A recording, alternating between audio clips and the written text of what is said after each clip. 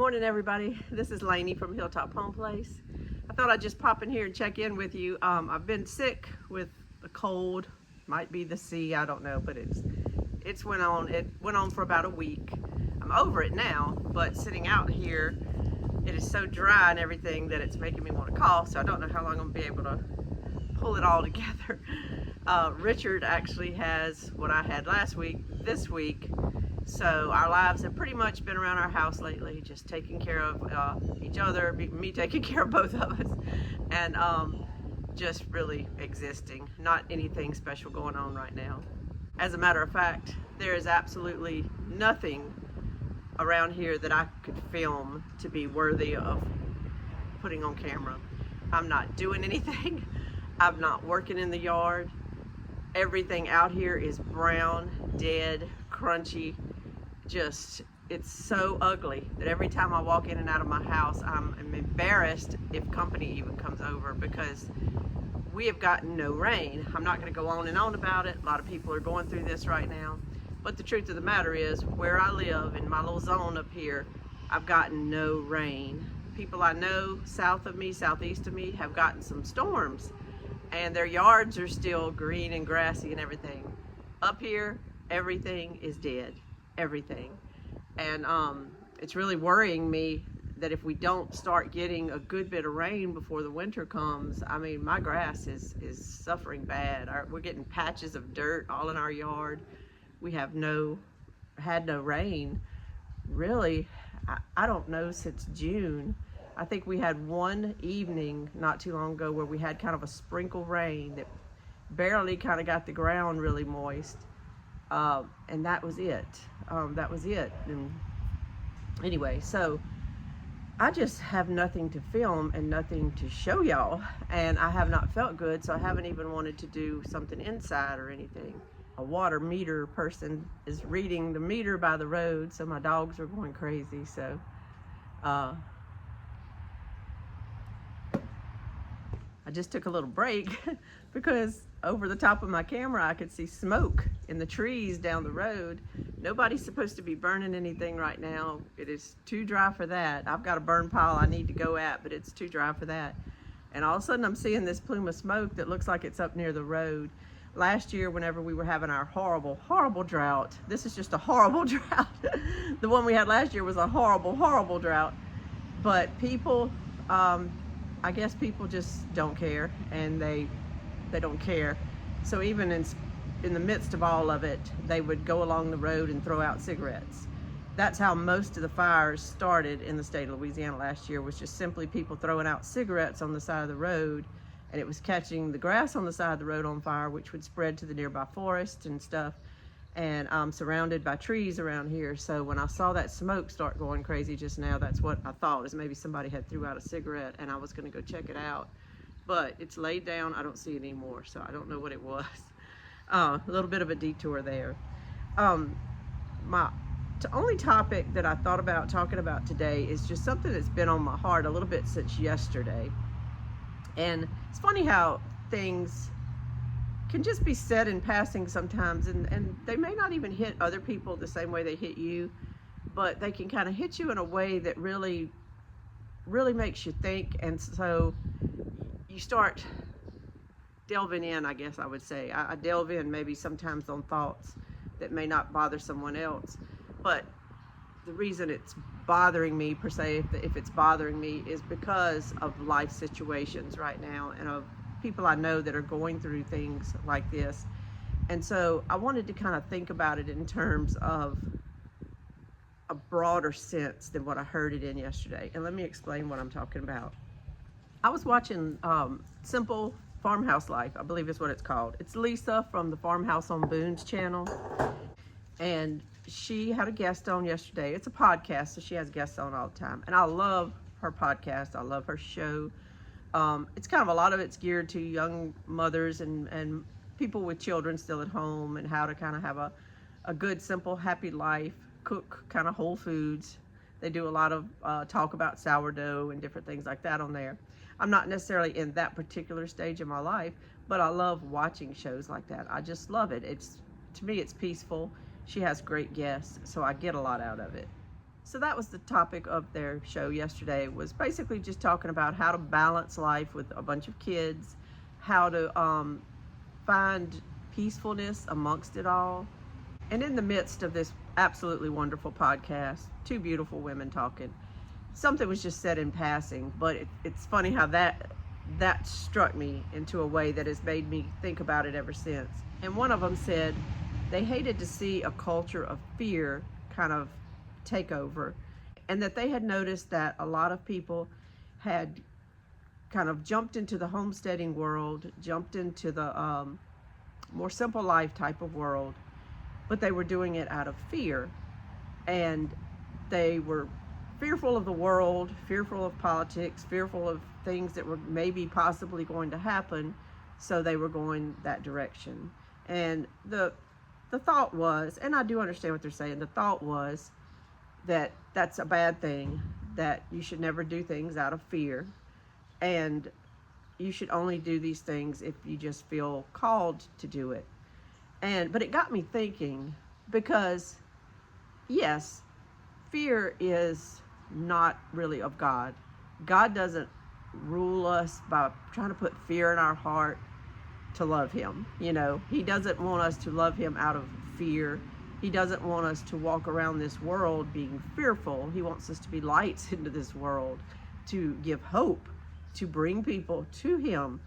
And so our call in this world is not to walk around being fearful. But it made me think, and it made me look at it in a different way than I think the person that said it was looking at it.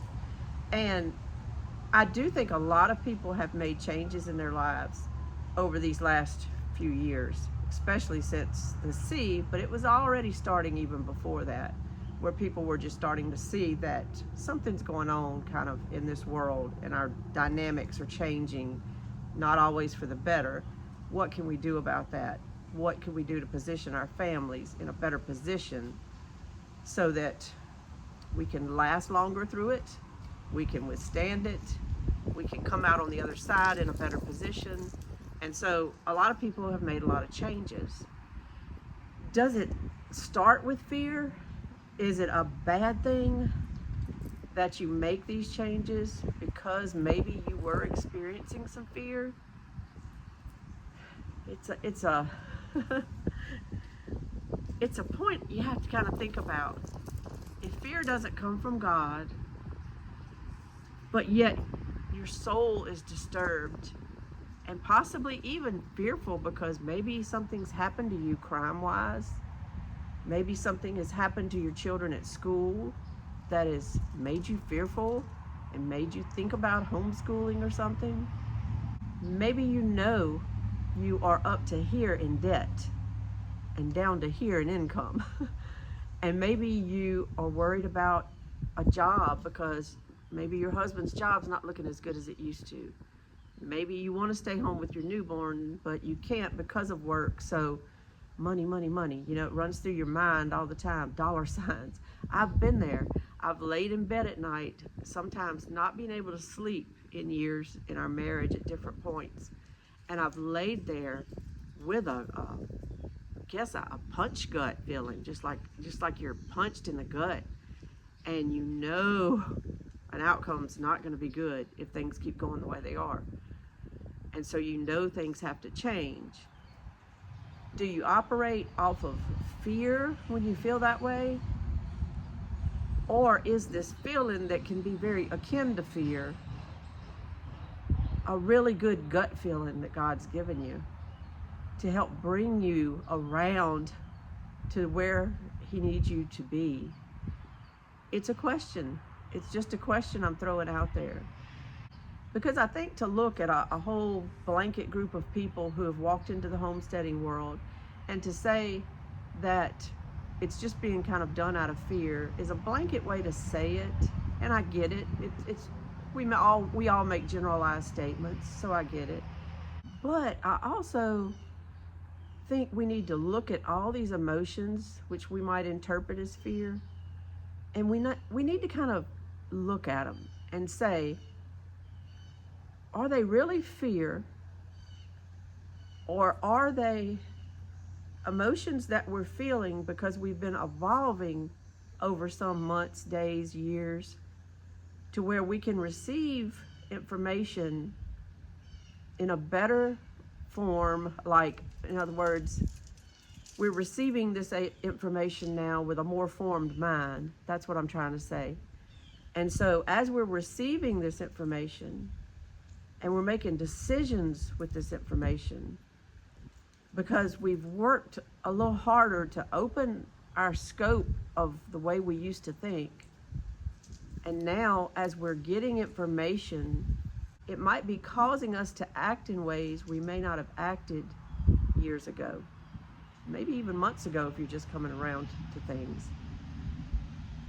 Years ago, I might not have done anything I'm doing now. Even if someone told me that, told me these warning things and stuff, I might not have been doing them. Was it because I was a bad person or stupid, or just, it's probably because I was more naive, but also it was because I did not kind of have fear. But I don't mean it in a way of bad fear. I don't mean that, okay, now I'm listening to people who are making me afraid, so now I'm doing things I might not have done years ago. Maybe I should go back to being how I was years ago. That's not what I'm talking about. What I'm talking about is, I think I've woken up now to the fact that I was so asleep back then. So when I hear things now that cause me some concern, it's more of that. It's more concern. But when I take it in the totality of everything that I know, and I listen to all the sources that I trust, and I pray, and I ask God for discernment of the truth, and then I keep getting the data I need to tell me what to do, and I do it now, I no longer feel like I'm operating out of fear, even though some of the information I'm taking in might be information that is fearful for our world. And there's a difference between that and operating out of fear. Because I think when you operate out of fear, true fear, boogeyman fear, darkness, I don't want to go outside into that kind of fear. When you operate off of that kind of fear, you're doing things, but you don't know why you're doing them. You're just doing them. That's why people had a whole back to their truck full of toilet paper at the beginning of COVID. They didn't really know why. They didn't know how long it was all going to last. But they just had been told that you better go get toilet paper before the stores run out. So they freaked out, and they ended up with all kinds of toilet paper and maybe no food. And so when you take in information, though, and say at the beginning of all of that, I saw what was coming. I saw that they were propagandizing us with all this footage out of China of people falling out on the streets. I saw what was coming, and I told my husband, they're getting ready to shut down the world. And my husband thought I was crazy. He laughed. He said, they're not going to do that. I said, they not only are going to do that, they're going to shut down every school. They're going to have kids at home. I said, they're going to be masking us up. We're not going to be able to go anywhere. We're not going to have grocery stores open. It's going to be bad. And he said, you're crazy. It's just not going to happen. That's not going to happen. He said they'd be cutting their own throats. I mean, the money stores, they'd go broke. They're going to be cutting their own throats. It's not going to happen. And it did happen. But in the meantime, me thinking it was going to happen, I was already canning. I was already gardening. I was already buying things for my pantry. In the weeks leading up to that, though, I just stepped it up a lot. And then when a lot of people were panicking and fighting over toilet paper at Costco, I wasn't even at the stores. So I had done a lot of things by taking in the information built on a big platform of information I had been gathering through the years of leading up to this. And I was able to stock up, do my canning like crazy. I was going crazy with it around that time. I was able to have our larders full. So I was doing these actions that looked like, probably from the outside, she's so fearful. You know, a lot of people weren't thinking that way back then, and people like me that were doing things like that were getting laughed at. What do you think? The zombies are gonna come? You think it's gonna be an apocalypse? We know where we're gonna come. Something happens because you got all the stuff. So you went through all these kind of things, so it looked like you were living in fear. It looked like it, and sometimes my fear for the world and the bad access that it was on was a feeling I had. But my actions were more because I was listening to the best of my knowledge, to the best information I could get. And I was praying and discerning, and I was getting these gut feelings that said, get prepared, get your house ready. And so I did. And I was able to kind of withdraw and not participate a whole lot in that world for as long as I could. January of 2021 is when my husband had a stroke. Boom, we're inside of hospitals every day for 10 months, or the hospitals or therapy places. And so I had no choice at that point. But during 2020, when I had a choice, I was able to stay out of the fray as much as possible. I didn't have to get into the fear.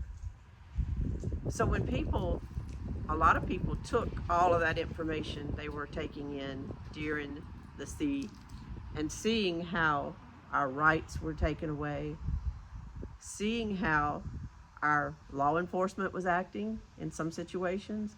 I support law enforcement, but I also learned that they would do things because they were told to do things.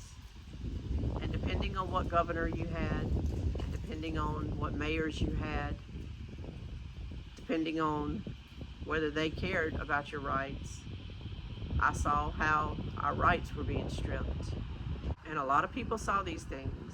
And a lot of people saw how the schools were really truly operating during all this. And they saw that their kids were suffering. And they saw that their kindergartners were being masked up. And yes, it can cause feelings inside of you to start erupting, which might be anger, might be aggravation, might be stress, can even sometimes manifest as fear. And they can cause you to start looking at your whole situation and saying, how can I make our family situation better, less susceptible to all of this pressure from the outside world? How can I take back our freedoms? How can I take back freedom for my children to be in environments where they're thriving and happy? And it's kind of a fear that caused you to start reflecting, to cause you to start analyzing, to get out that pen and paper and start running your budget, to figure out if there is a chance in this world I might be able to do something different. It may have been some twinges of fear that put you there.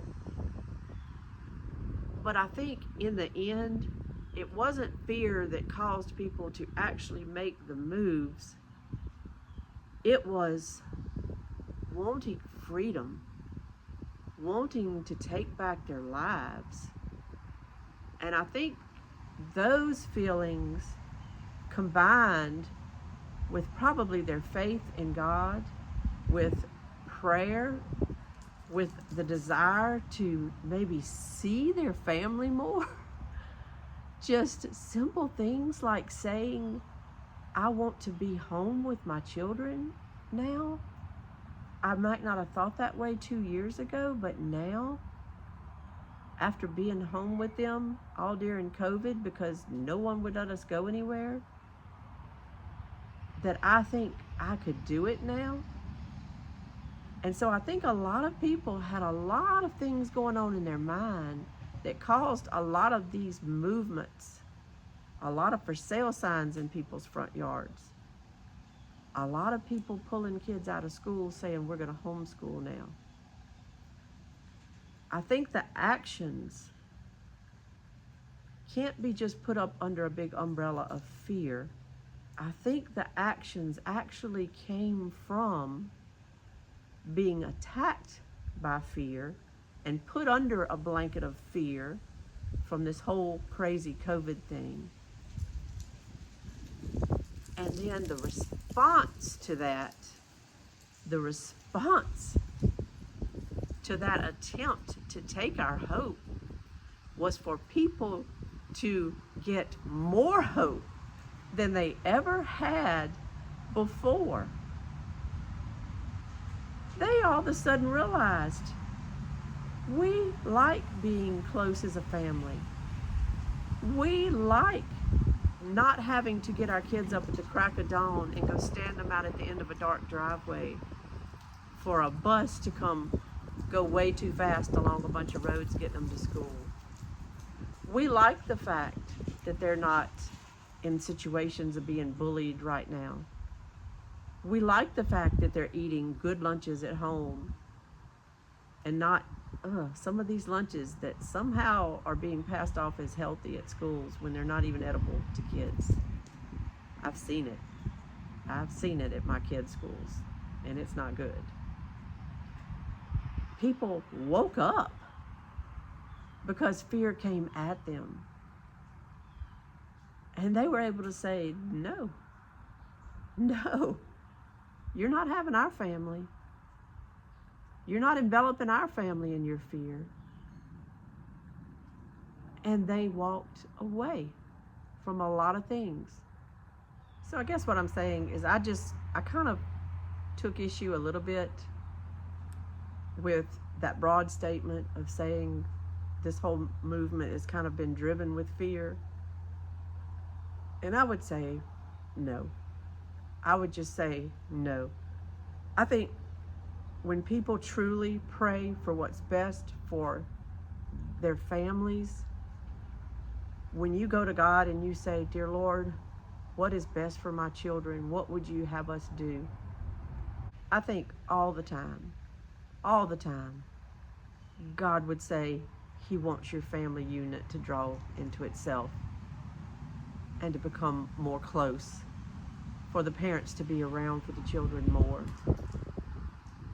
for you to live simpler so that maybe the mom can stay home. Maybe that's not always possible, and I understand that, and there's lots of single parents, and I understand that. I know that there's lots of reasons you might not be able to live as simple of a life as you want. But as long as you're conscious of the fact that your relationship with your family is of utmost importance to you, and it is of utmost importance to God, and you start centering your life around those kind of things, you're doing it for reasons that are holy. You're not doing it out of fear. When you keep your focus on your family and on God, there's no room for that fear to win, even though it may have started you on a journey. That's okay. God will take those things, those thoughts you had of fear and anxiety and stress, and he will make all things new. He wants the best for your families. He wants the best for your children. He wants the best for this country. And we can turn all of that fear into hope. You can beat the fear by saying, you know what, you came at me, but I've got the wind at my back, I've got the Lord at my back, and the Holy Spirit upon me, and we will go forward in hope. And I think that's what a lot of people did. If you have thoughts on this, please let me know. I'd love to hear your thoughts on it. What motivated you to get on your journey to financial freedom, to a homestead, to buying land, to taking your kids out of school?